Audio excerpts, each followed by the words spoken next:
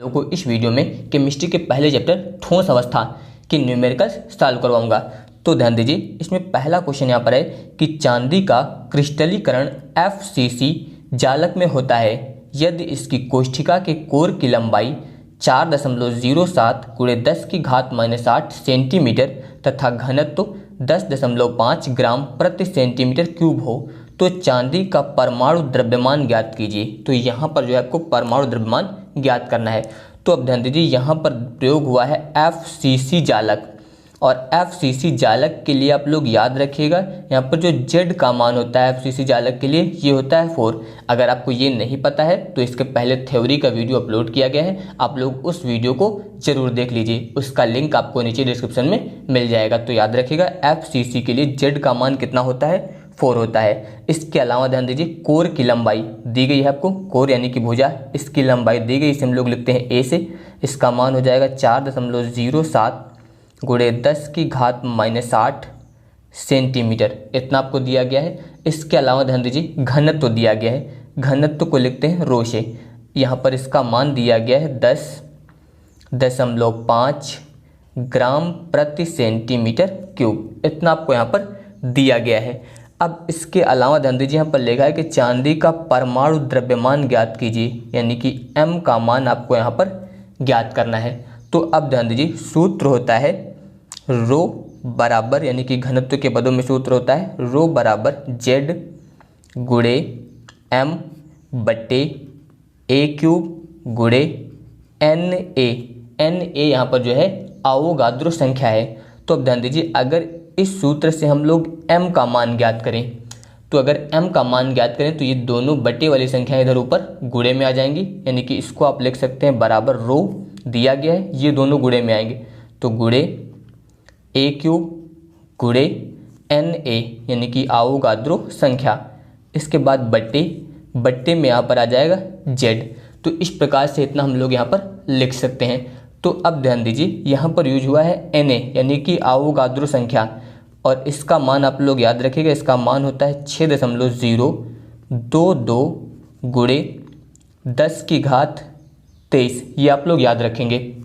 इसके बाद ध्यान दीजिए, यहाँ पर जब मान रखेंगे तो M बराबर यहाँ पर दिया गया है ρ यानी कि घनत्व, इसका मान आपको ये दिया गया है, यानी कि 10.5 गुणे, इसके बाद ध्यान दीजिए यहाँ पर दिया गया है A³, और यहाँ पर जो आपको मान दिया गया है वो A का दिया गया है। क्यूब का मतलब आपको इसका गुणा 3 बार करना है, यानी कि 4.07, फिर गुणे 4.07 और फिर गुणे 4.07।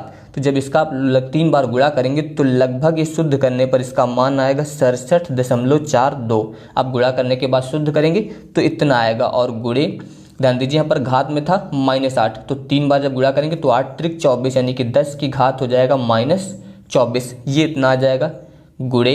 इसके बाद ध्यान दीजिए Na, इसका मान लिखेंगे 6.022 × 10⁻23, ये इतना हो जाएगा। इसके बाद ध्यान दीजिए बट्टे में यहाँ पर लिखा जाएगा 4, ये इतना हो जाएगा। अब इसके बाद ध्यान दीजिए, यहाँ पर लिखेंगे M बराबर, अब यहाँ पर 10.5, इसके अलावा 67.42 और फिर इसके बाद 6.022, इन सभी का गुणा करेंगे। तो जब इन सभी का गुणा करेंगे तो गुणा करने पर लगभग इसका मान आएगा 4263.0, इतना होगा गुणे। ध्यान दीजिए 10⁻24 और 10⁻23, तो -24 से 23 घटाएंगे तो यहाँ पर बचेगा 10⁻−1, और बट्टे में यहाँ पर है 4। अब इसके बाद ध्यान दीजिए 4 से इसको हम लोग भाग करेंगे, तो 4 से भाग करने पर इसका मान लगभग आएगा, ध्यान दीजिए 1065। आप भाग करके देख सकते हैं, 4 से भाग करेंगे तो लगभग इसका मान इतना आ जाएगा, और गुणे में यहाँ पर दिया गया है 10⁻−1। तो ध्यान दीजिए 10⁻−1 है, अगर दशमलव हम लोग एक अंक बाईं तरफ ले आए तो घात प्लस में 1 बढ़ेगी और ये घात यहाँ समाप्त हो जाएगी, यानी कि ध्यान दीजिए इससे आप लिखना चाहें तो लिख सकते हैं 106.57, यानी कि दशमलव जो यहाँ पर था इसे एक अंक हम लोग बाईं तरफ ले आए, जब बाईं तरफ लाएंगे तो घात प्लस में बढ़ेगी और ये यहाँ से कैंसिल हो जाएगा, यानी कि ये आया 106.57। और यहाँ पर हम लोग ज्ञात कर रहे थे द्रव्यमान, और इसका मान यहाँ पर हो जाएगा ग्राम में, तो ये आया 106.57 ग्राम, ये यहाँ पर इसका आंसर होगा। इसके बाद अगला क्वेश्चन है, नायोबियम का क्रिस्टलीकरण अंतः केंद्रित घनी संरचना में होता है यदि इसका घनत्व 8.55 ग्राम प्रति सेंटीमीटर क्यूब हो तो इसके परमाणु द्रव्यमान, ध्यान दीजिए यहाँ पर दिया गया है 93 ग्राम, का प्रयोग करके परमाणु त्रिज्या की गणना कीजिए। तो यहाँ पर आपको परमाणु त्रिज्या जो है ज्ञात करनी है, यानी कि R का मान यहाँ पर मान लेते हैं आपको ज्ञात करना है। और ध्यान दीजिए यहाँ पर लिखा था अंतः केंद्रीय घनी, यानी कि यहाँ पर बात हो रही है BCC की, और BCC के लिए आपको बताया गया जो Z होता है इसका मान होता है 2, ये BCC के लिए होता है। तो अब ध्यान दीजिए यहाँ पर आपको घनत्व दिया गया है, घनत्व को हम लोग रो से भी लिख सकते हैं, D से भी लिख सकते हैं। इसका मान दिया गया है 8.55 ग्राम प्रति सेंटीमीटर क्यूब, इतना हो जाएगा। इसके अलावा ध्यान दीजिए द्रव्यमान दिया गया है 93 ग्राम। अब इसके बाद ध्यान दीजिए इतना हुआ, तो यहाँ पर पहले हम लोग सूत्र प्रयोग करेंगे घनत्व का, यानी कि रो बराबर होता है Z गुणे M और बट्टे में होता है Na गुणे A क्यूब, इतना होता है। तो अब ध्यान दीजिए यहाँ पर पहले तो आपको A क्यूब नहीं पता है, तो यहाँ से हम लोग ज्ञात करेंगे A क्यूब। तो ध्यान दीजिए अगर A क्यूब ज्ञात करते हैं तो A क्यूब इधर आ जाएगा ऊपर गुणे में, और ये संख्या बट्टे में आ जाएगी, यानी कि यहाँ पर बनेगा Z गुणे M और बट्टे में यहाँ पर आएगा Na और गुणे रो, यानी कि ध्यान दीजिए A क्यूब बराबर Z, इसका मान लिखा जाएगा 2 गुणे M, इसका मान हो जाएगा 93 बट्टे Na, ये अवोगाद्रो संख्या, इसका मान होता है 6.022 गुणे 10 की घात 23, इतना हो जाएगा, गुणे इसके बाद घनत्व ये दिया गया है 8.55, इतना होगा। तो अब ध्यान दीजिए इधर आपको दिया गया है A क्यूब, तो अब ध्यान दीजिए जब A ज्ञात करेंगे इधर से क्यूब हटेगा तो इधर जो है घनमूल लग जाएगा, यहाँ पर घनमूल लगेगा, यानी कि 2 गुणे 93 हो जाएगा, बट्टे में आएगा 6.022 गुणे 10 की घात 23 गुणे 8.55, ये इतना होगा। तो अब ध्यान दीजिए जब यहाँ से इसका हम लोग घनमूल ज्ञात करेंगे तो घनमूल ज्ञात करने पर A का मान यहाँ से लगभग आएगा 3.304 गुणे 10 की घात -8 सेंटीमीटर। आप घनमूल करके यहाँ पर चेक कर सकते हैं, इसका A का मान इतना आ जाएगा, यानी कि कोर की लंबाई इतनी आ गई। और जब कोर की लंबाई इतनी आ जाएगी तो ध्यान दीजिए सूत्र होता है R बराबर √3/4 गुणे A, इतना सूत्र होता है। तो अब ध्यान दीजिए जब इसमें हम लोग मान रखेंगे तो ये हो जाएगा R बराबर √3/4 गुणे A का मान यहाँ पर लिखेंगे 3.304 इंटू 10 की पावर -8, ये इतना हो जाएगा। अब इसके बाद R बराबर ध्यान दीजिए √3 का मान होता है 1.73 गुणे 3.304 गुणे 10 की घात -8 और बट्टे में यहाँ पर हो जाएगा 4, इतना लिखेंगे। इसके बाद ध्यान दीजिए R बराबर इसका जब गुणा करेंगे तो इन दोनों का गुणा लगभग आएगा 5.71592, इतना गुणा आएगा, बट्टे में यहाँ पर हो जाएगा 4 और गुणे में दिया गया 10 की घात -8। R बराबर जब 4 से इसको हम लोग भाग कर देंगे तो भाग करके जब शुद्ध करेंगे तो इसका मान लगभग 1.43 गुणे 10 की घात -8 सेंटीमीटर, इतना आ जाएगा। तो इस प्रकार से आप इसे सॉल्व कर सकते हैं। इसके बाद ध्यान दीजिए अगला क्वेश्चन है, चांदी घनी समृद्ध संकुलन CCP जालक बनाती है। इसके क्रिस्टल की एक्स किरण जांच से ज्ञात हुआ कि इसके एकक सेल के कोर की लंबाई 408.6 पिकोमीटर है। चांदी के घनत्व की गणना कीजिए। यहाँ पर परमाणु द्रव्यमान दिया गया है। तो अब ध्यान दीजिए यहाँ पर पहले तो कोर की लंबाई दी गई है, यानी कि A का मान आपको दिया गया है 408.6 पिकोमीटर। यहाँ पर जो मान दिया गया है पिकोमीटर, इतना आपको दिया गया है। अब इसके बाद ध्यान दीजिए यहाँ पर जो मान है पिकोमीटर है, अगर इसे हम लोग सेंटीमीटर में बदल दें तो ये हो जाएगा फिर A बराबर 408.6 पिकोमीटर को सेंटीमीटर में बदलने के लिए गुणा किया जाता है 10 की घात -10 से।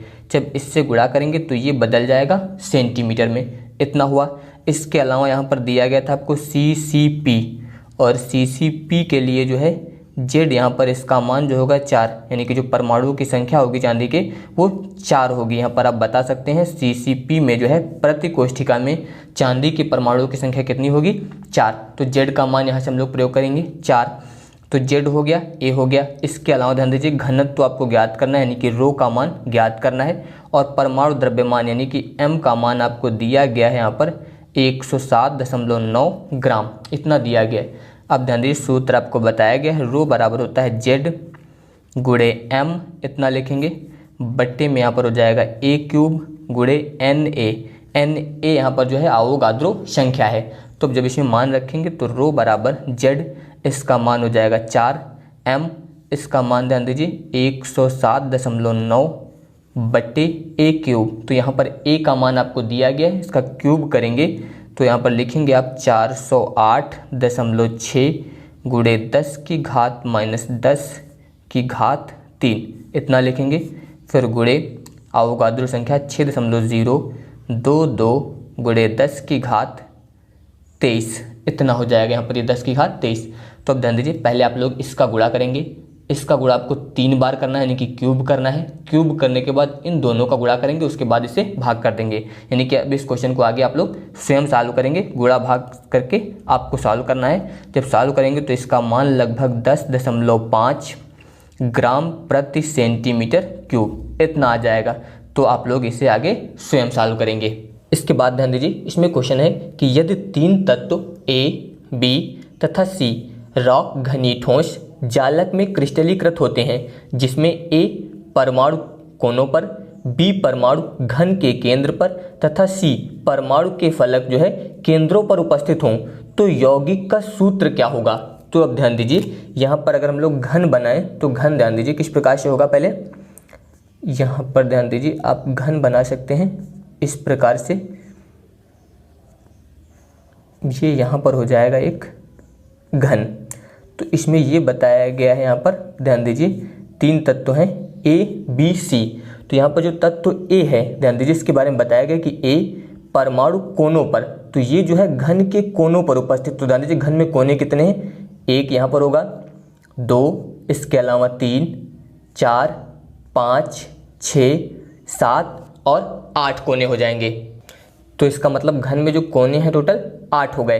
तो अब ध्यान दीजिए यहाँ पर 8 कोने हैं, तो इसके लिए ध्यान दीजिए आप यहाँ पर लिखेंगे इसमें प्रति, ध्यान दीजिए आपको क्या लिखना है, इसमें आप लिखेंगे यहाँ पर प्रति एकक कोष्ठिका, या फिर आप लिख सकते हैं इकाई सेल भी लिख सकते हैं इसकी जगह पे, प्रति इकाई सेल, या फिर आप लिख सकते हैं प्रति एकक कोष्ठिका। ए में परमाणुओं की संख्या, परमाणुओं की संख्या इस प्रकार से यहाँ पर आप लिखेंगे। तो अब ध्यान दीजिए यहाँ पर आपको बताया गया कि घन में कोने कितने जो है 8 हैं, तो यहाँ पर परमाणु की जब संख्या लिखेंगे तो यहाँ पर आप लिखेंगे 8। अब ध्यान दीजिए आप ये भी याद रखिएगा कि जो घन है इसमें 8 कोने हैं, जिस पर परमाणु ए जो है आपका उपस्थित है, और यहाँ पर याद रखिएगा प्रत्येक कोना जो है इसका 8 अन्य इकाई सेलों द्वारा साजित रहता है। याद रखिएगा घन का प्रत्येक कोना जो है वो 8 अन्य इकाई सेलों द्वारा जो है वो साजित रहता है, ये आपको थ्योरी में बताया गया है। तो यहाँ पर जो हम लोग इसमें गुणा करेंगे 1/8, ये आप बताना चाहे तो यहाँ पर लिख भी सकते हैं कि प्रत्येक कोना जो है वो 8 अन्य इकाई सेलों द्वारा साजित रहता है। तो अब ध्यान दीजिए यहाँ पर 8 से 8 कैंसिल हो जाएगा, यानी कि यहाँ पर कितना आ जाएगा 1, इस प्रकार से लिखेंगे। अब इसी प्रकार ध्यान दीजिए जो बी परमाणु था वो घन के केंद्र पर, तो घन का केंद्र यहाँ पर मान लेते हैं 1 होगा, तो यहाँ पर बी जो है वो घन के केंद्र पर उपस्थित है। तो अब यहाँ पर ध्यान दीजिए जब केंद्र पर उपस्थित होगा तो अब आप अगर यहाँ पर लिखना चाहे तो उसी प्रकार से यहाँ पर भी लिखेंगे। इसमें आप लिखेंगे यहाँ पर प्रति एकक कोष्ठिका, जैसे अभी लिखा गया था सेम उसी प्रकार से आपको यहाँ पर भी लिखना है, प्रति एकक कोष्ठिका। बी में परमाणुओं की संख्या, इस बार यहाँ पर हम लोग बी में परमाणुओं की संख्या लिखेंगे, परमाणुओं की संख्या। तो अब इसके लिए ध्यान दीजिए यहाँ पर घन के केंद्र में जो होंगे वो 1 होंगे, तो यहाँ पर इकाई सेल के लिए 1 × 1 प्रयोग करेंगे, यानी कि यहाँ पर जो इसका मान आएगा कितना आएगा 1 आएगा। इतना हुआ।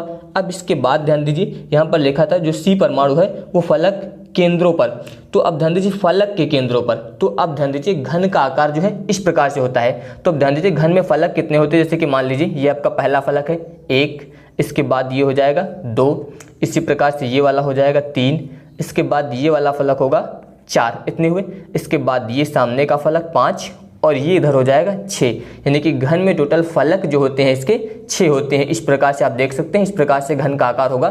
तो घन में टोटल फलक कितने होंगे 6। तो अब ध्यान दीजिए यहाँ पर अब आप इसमें लिखेंगे कि प्रति एकक कोष्ठिका C में परमाणुओं की संख्या। तो अब ध्यान दीजिए यहाँ पर कितने फलक हो गए 6, तो यहाँ पर हम लोग प्रयोग करेंगे 6। अब इसके बाद ध्यान दीजिए यहाँ पर आप बता सकते हैं 6 के बारे में कि यहाँ पर जो घन में फलक होते हैं 6 होते हैं, और इसके अलावा इसमें बता सकते हैं कि प्रत्येक फलक में जो है 2 इकाई सेलों के मध्य साजित होता है, यानी कि इसका प्रत्येक फलक जो होता है घन का वो 2 इकाई सेलों के मध्य जो है साझा रहता है। तो 2 इकाई सेलों के मध्य साझा होता है, इसलिए यहाँ पर हम लोग इसमें 1/2 करेंगे। आप चाहे तो यहाँ पर लिख भी सकते हैं कि प्रत्येक फलक जो है 2 इकाई सेलों के मध्य साजित होता है, इसलिए यहाँ पर B फलक के केंद्र पर जो उपस्थित होगा। तो अब ध्यान दीजिए यहाँ पर जब 2 से भाग करेंगे तो 2×3 6, यानी कि यहाँ पर ये कितना आ गया 3, तो इस प्रकार से ये इतना आया। तो अब यहाँ पर अगर आप यौगिक का सूत्र लिखते हैं तो ध्यान दीजिए यहाँ पर आप लिखेंगे इसमें यौगिक का सूत्र। तो अब ध्यान दीजिए A में कितना मान आया था 1, तो यहाँ पर A लिख देंगे इस प्रकार से क्योंकि इसका मान 1 है। इसके अलावा ध्यान दीजिए B, इसका भी मान कितना आया था 1, तो यहाँ पर हो जाएगा B। इसके बाद ध्यान दीजिए C वाले में कितना मान आया 3, तो यहाँ पर आप लिखेंगे C3। तो इस प्रकार से यौगिक का जो सूत्र आएगा वो हो जाएगा ABCC3, तो ये जो है यहाँ पर इसका आंसर हो जाएगा। इसके बाद ध्यान दीजिए अगला क्वेश्चन है इसमें कि एक घनीय संरचना वाला यौगिक A तथा B तत्वों से बना है। इसमें A परमाणु घन के कोने पर तथा B परमाणु फलक के केंद्र पर स्थित हैं। यौगिक का सूत्र ज्ञात कीजिए। जैसे अभी हम लोगों ने ज्ञात किया सेम उसी प्रकार से यहाँ पर भी ज्ञात करना है आपको। तो अब ध्यान दीजिए यहाँ पर भी घन दिया गया और घन में बताया गया आपको कितने कोने होते हैं टोटल। घन में जो कोने होते हैं वो 8 होते हैं। वो आपको इसके पहले वाले क्वेश्चन में अभी आपको बताया गया है कि घन में जो है 8 कोने होते हैं और 6 फलक होते हैं। तो इसी प्रकार यहाँ पर भी 8 कोने होंगे।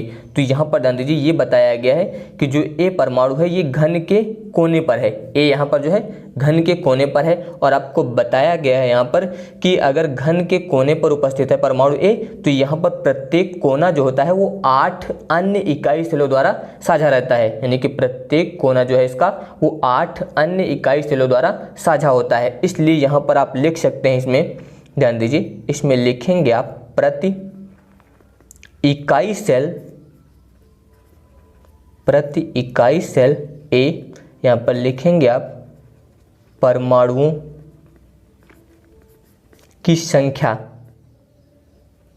बराबर, ध्यान दीजिए कोने कितने हैं यहाँ पर 8 और ये अन्य 8 इकाई सेलों द्वारा साझा रहता है, इसलिए यहाँ पर 1/8 करेंगे। तो बराबर ध्यान दीजिए यहाँ पर कितना आ जाएगा 1, 8 से 8 कैंसिल हो जाएगा। आप ध्यान दीजिएगा यहाँ पर लिखना चाहे तो वो लिख भी सकते हैं इसमें कि घन में 8 कोने होते हैं जिस पर परमाणु A उपस्थित होता है। चूंकि प्रत्येक कोना 8 अन्य इकाई सेलों द्वारा साझा रहता है, इसलिए यहाँ पर ये इतना प्रयोग करना है। इसी प्रकार ध्यान दीजिए फलक अभी आपको बताया गया घन में कितने फलक होते हैं, 6 फलक होते हैं और प्रत्येक फलक जो होता है वो 2 इकाई सेलों के मध्य साझित रहता है। तो आप चाहे तो लिख भी सकते हैं यहाँ पर कि घन, ध्यान दीजिए आप किस प्रकार लिखेंगे, आप लिखेंगे कि घन में 6 फलक होते हैं, 6 फलक होते हैं तथा प्रत्येक फलक 2 इकाई सेलों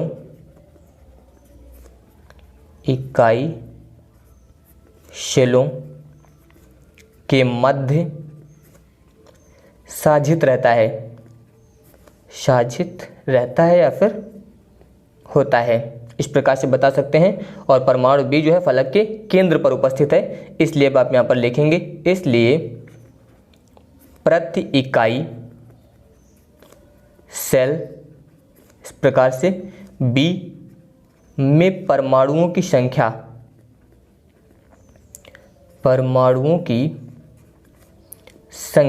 तो अब ध्यान दीजिए यहाँ पर 6 फलक हो गए और यहाँ पर ध्यान दीजिए 2 इकाई सेल, तो यहाँ पर हम लोग इसे 1/2, तो 2 तिहाई 6, यानी कि यहाँ पर कितना आ गया 3। तो अब अगर यहाँ पर हम लोग यौगिक का सूत्र लिखेंगे तो ध्यान दीजिए यहाँ पर लिखेंगे आप यौगिक का सूत्र। तो यौगिक के सूत्र के लिए ध्यान दीजिए, a का मान यहाँ पर कितना आया था 1, तो यहाँ पर हो जाएगा a, b का मान 3 आया तो a b 3, तो ये यहाँ पर जो है इसका आंसर हो जाएगा। इस प्रकार से आप इसे सॉल्व कर सकते हैं। इसके बाद ध्यान दीजिए अगला क्वेश्चन है, सोडियम धातु काय केंद्रित घनीय जालक में क्रिस्टलीकृत होता है जिसकी कोर की लंबाई 4.29 एंगस्ट्रॉम है, सोडियम परमाणु की त्रिज्या क्या है। तो अब ध्यान दीजिए यहाँ पर कोर की लंबाई, कोर का मतलब भुजा की लंबाई दी गई है, तो इसे हम लोग लिखते हैं स्मॉल a से। इसका मान आपको दिया गया है 4.29 एंगस्ट्रॉम, और एंगस्ट्रॉम को अगर हम लोग मीटर में बदलेंगे तो ये हो जाएगा 4.29 एंगस्ट्रॉम को मीटर में बदलने के लिए गुणा किया जाता है 10⁻⁻10 से, तो ये बदल जाएगा मीटर में। इतना हो गया। अब इसके बाद ध्यान दीजिए यहाँ पर दिया गया था काय केंद्रित घनीय जालक, तो इसके लिए यहाँ पर जो परमाणु की त्रिज्या होती है, ध्यान दीजिए यहाँ पर आप लिख सकते हैं परमाणु की त्रिज्या, इसका सूत्र होता है R = √3/4a, इतना होता है। तो अब ध्यान दीजिए अगर इसमें हम लोग मान रख दें यहाँ पर, तो ये हो जाएगा R बराबर, यहाँ पर ध्यान दीजिए √3, इसके बाद गुणे a, इसका मान लिखेंगे 4.29 गुणे 10⁻⁻10, ये a का मान हो जाएगा, और बट्टे में यहाँ पर हो जाएगा 4, इतना लिखेंगे। इसके बाद ध्यान दीजिए R बराबर √3 दिया गया, √3 का मान आप लिखना चाहें तो 1.73 इतना लिख सकते हैं, गुणे ध्यान दीजिए अगर इसको 4 से हम लोग भाग कर दें तो 4 से भाग करने पर इसका मान जो आएगा वो लगभग 1.07 आप इतना लिख सकते हैं। 4 से इसको भाग करेंगे तो ये इतना आ जाएगा, और गुणे में दिया गया 10⁻⁻10, इस प्रकार से इतना लिखेंगे। इसके बाद ध्यान दीजिए R बराबर जब 1.73 और 1.07 इन दोनों का गुणा किया जाएगा तो गुणा आएगा इसका 1.8511 इतना, गुणे 10⁻⁻10, इस प्रकार से इतना आएगा। तो अगर आप इसे शुद्ध करके लिखते हैं तो ध्यान दीजिए 1.85 गुणे 10⁻⁻10 मीटर इतना लिख सकते हैं, क्योंकि 5 के बाद वाला अंक जो यहाँ पर दिया गया है 1 है, तो इस प्रकार से इतना लिख सकते हैं। अब ध्यान दीजिए इसके बाद यहाँ पर, तो अब यहाँ पर इतना आ गया। आप चाहे तो इसे ऐसा भी लिख सकते हैं R बराबर 1.85, और अभी आपको बताया गया था 10⁻⁻10 मीटर बराबर होता है एंगस्ट्रॉम, तो इसकी जगह पे आप क्या लिख सकते हैं एंगस्ट्रॉम, तो ये इसकी त्रिज्या आ जाएगी परमाणु की। इस प्रकार से आप इसे सॉल्व कर सकते हैं। इसके बाद अगला क्वेश्चन है Na+ यानी कि सोडियम आयन की त्रिज्या यहाँ पर दी गई है 116 पिकोमीटर, व क्लोरीन आयन की त्रिज्या यहाँ पर आपको दी गई है, ध्यान दीजिए 167 पिकोमीटर।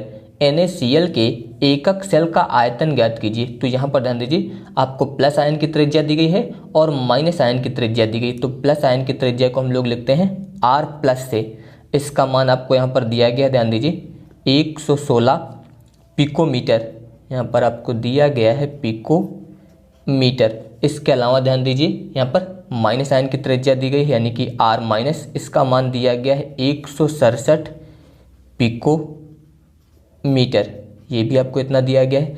तो अब ध्यान दीजिए यहाँ पर आपको ज्ञात करना है सेल का आयतन। तो सेल का आयतन ज्ञात करने के लिए पहले यहाँ पर हम लोग NaCl के एकक कोर की लंबाई ज्ञात करेंगे। तो अब ध्यान दीजिए एकक कोर की लंबाई को हम लोग लिखते हैं A से, और इसका सूत्र होता है A बराबर ध्यान दीजिए 2, इसे लिखते हैं R+, और इसके बाद होता है प्लस R-, ये सूत्र होता है। तो अगर इसमें हम लोग मान रखें तो 2, R+ का मान हो जाएगा 116, इसके बाद 167 बराबर 2, इन दोनों को जब जोड़ेंगे तो जोड़ने पर इसका मान यहाँ पर आ जाएगा 283, इतना आएगा। इसके बाद A बराबर जब इसका हम लोग इसमें गुणा करेंगे तो गुणा करने पर ये आ जाएगा 566, इस प्रकार से लिखेंगे 566 पिकोमीटर, इतना हो जाएगा। गुणा करने पर ये आ गया 566 पिकोमीटर। अब इसके बाद ध्यान दीजिए यहाँ पर आपको ज्ञात करना है आयतन यानी कि एकक सेल का आयतन। तो आप यहाँ पर लिखना चाहें तो लिख सकते हैं NaCl के एकक सेल का आयतन, तो आयतन बराबर कोर की घात 3 यानी कि जो भुजा दी गई है उसकी घात 3 करना है, तो यहाँ पर आयतन निकलेगा। तो अब ध्यान दीजिए ए का मान अभी हम लोगों ने ज्ञात किया है 566 पिको मीटर, इसका आपको करना है क्यूब इतना। तो ध्यान दीजिए जब 566 का गुणा हम लोग 3 बार करेंगे तो यहाँ पर ध्यान दीजिए ये आएगा 181, 321, 496 इतना होगा। और यहाँ पर इसके बाद इसको लिखा जाएगा पिको मीटर क्यूब, इस प्रकार से इतना लिख सकते हैं। तो अब ध्यान दीजिए यहाँ पर जो मान आया अगर इसको हम लोग शुद्ध करके लिखें तो अभी ध्यान दीजिए यहाँ पर जो दशमलव होगा वो लास्ट में माना जाएगा, यानी कि इस जगह पर, और शुद्ध करने पर दशमलव 1 अंक के बाद होना चाहिए। तो दशमलव 1 अंक के बाद लगाएंगे तो 1.81, इसको 2 अंक तक शुद्ध करते हैं। तो अब ध्यान दीजिए 1 2 3 4 5 6 7 8 अंक दशमलव हम लोग बाईं तरफ ले गए, तो यहाँ पर लिखा जाएगा गुणे 10 की घात 8। जब यहाँ पर दशमलव बाईं तरफ जाता है तो घात प्लस में बढ़ती है, इसलिए यहाँ पर 10 की घात हो गया 8, इतना लिखेंगे। इसके बाद यहाँ पर हो जाएगा पिको मीटर क्यूब, तो शुद्ध करने पर आप इसे इतना लिख सकते हैं। और इसके अलावा ध्यान दीजिए आप ये भी याद रख सकते हैं कि 1 पिको मीटर बराबर होता है 10 की घात -10 सेंटीमीटर। याद रखिएगा 1 पिको मीटर बराबर होता है 10 की घात -10 सेंटीमीटर। तो अब ध्यान दीजिए आप चाहे तो इसे ऐसा लिख सकते हैं 1.81 गुणे 10 की घात 8, इतना आपको यहाँ पर दिया गया है। और इसके बाद ध्यान दीजिए यहाँ पर दिया गया है पिको मीटर क्यूब, और इस पिको मीटर क्यूब को ध्यान दीजिए जब आप सेंटीमीटर में बदलेंगे तो यहाँ पर अब आएगा गुणे 10 की घात, ध्यान दीजिए 3 है तो घात में 3 है, इसलिए यहाँ पर जब घात 3 करेंगे तो 10 तिहाई 30, ये आएगा -30 और सेंटीमीटर क्यूब, इस प्रकार से लिख सकते हैं। यानी कि इससे आप अगर लिखना चाहें तो 1.81 गुणे 30 से ये वाला 8 घट जाएगा यहाँ पर, तो ये आएगा 10 की घात -22 सेंटीमीटर क्यूब। तो ये यहाँ पर जो है इसका आंसर हो जाएगा। इसके बाद ध्यान दीजिए क्वेश्चन है कि NaCl यानी कि सोडियम क्लोराइड के एकक सेल का आयतन 1.81 गुणे 10 की घात -22 सेंटीमीटर क्यूब है। NaCl के एकक सेल के घनत्व की गणना कीजिए। तो यहाँ पर आपको आयतन दिया गया है और घनत्व ज्ञात करना है। तो ध्यान दीजिए आयतन को हम लोग V से भी लिख सकते हैं, चाहे तो सीधे आप V बराबर A क्यूब, क्योंकि आयतन A क्यूब होता है। तो इसका मान आपको दिया गया है 1.81 गुणे 10 की घात -22 सेंटीमीटर क्यूब, इतना आपको दिया गया है यहाँ पर। और यहाँ पर आपको घनत्व ज्ञात करना है। घनत्व को रो से भी प्रदर्शित करते हैं या फिर आप डी से भी लिख सकते हैं। याद रखिएगा घनत्व को जो है चाहे तो डी से लिख दीजिए या फिर रो से भी लिख सकते हैं। तो अब ध्यान दीजिए यहाँ पर घनत्व ज्ञात करना है, तो इसके लिए ध्यान दीजिए घनत्व का जो सूत्र होता है वो होता है रो बराबर Z गुणे M बट्टे Na गुणे A क्यूब। तो अब ध्यान दीजिए यहाँ पर A क्यूब इसका मान आपको दिया गया है। इसके अलावा ध्यान दीजिए Z, M और इसके अलावा Na ये आपको नहीं दिए गए हैं। तो इसके लिए ध्यान दीजिए, तो यहाँ पर याद रखिएगा Z जो होता है ये प्रति इकाई सेल में जो है अणुओं की संख्या होती है, और यहाँ पर दिया गया था आपको एकक सेल। तो एकक सेल में अणुओं की संख्या जो होती है वो होती है 4, यानी कि Z बराबर यहाँ पर आपको यूज करना है 4। ये आप थ्योरी पढ़ेंगे तो इसमें आपको समझ में आ जाएगा। तो Z का मान आपको यहाँ पर यूज करना है 4। इसके अलावा Na ये अवोगाद्रो संख्या है, इसका भी मान निश्चित होता है। इसका मान होता है 6.022 गुणे 10 की घात 23, ये आपको याद होना चाहिए। ये अवोगाद्रो संख्या का मान होता है, ये आपको याद होना चाहिए। इसके अलावा M जो है ये आणविक भार है। तो यहाँ पर दिया गया था NaCl, और NaCl का अगर आप अणु भार ज्ञात करेंगे NaCl तो इसका अणु भार जो होता है वो होता है 58.5। याद रखिएगा NaCl का जो आणविक भार होगा वो होगा 58.5, इतना हुआ। तो अब ध्यान दीजिए अगर यहाँ पर अब हम लोग मान इसमें रखें तो घनत्व ज्ञात कर सकते हैं। ध्यान दीजिए रो बराबर यहाँ पर दिया गया Z का मान हो जाएगा 4, M का मान यहाँ से रखेंगे 58.5 बट्टे यहाँ पर ध्यान दीजिए अवोगाद्रो संख्या हो जाएगी 6.022 गुणे 10 की घात 23, फिर गुणे इसके बाद ध्यान दीजिए A क्यूब, इसका मान दिया गया है 1.81 गुणे 10 की घात -22, ये इतना होगा। अब इसके बाद ध्यान दीजिए रो बराबर, जब 4 का गुणा हम लोग इसमें करेंगे तो गुणा करने पर ये आ जाएगा यहाँ पर 234, गुणा करेंगे तो इतना आएगा, बट्टी यहाँ पर ध्यान दीजिए 6.022 और इसके अलावा 1.81।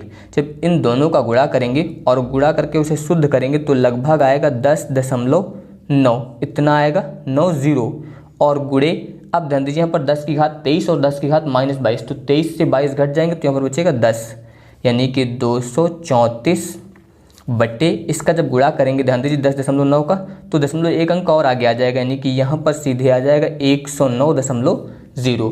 अब 109 से जब हम लोग 234 को भाग करेंगे तो इसका मान लगभग आएगा 2.14 और यहाँ पर हम लोग घनत्व तो ज्ञात कर रहे थे, इसका मात्रक हो जाएगा ग्राम प्रति सेंटीमीटर क्यूब। तो ये यहाँ पर जो है इसका आंसर हो जाएगा। तो अगर आप सभी को ये वीडियो पसंद आया हो तो इस वीडियो को लाइक और शेयर जरूर करिएगा और इस तरह की वीडियो देखने के लिए आप हमारे चैनल को सब्सक्राइब जरूर करिएगा। धन्यवाद।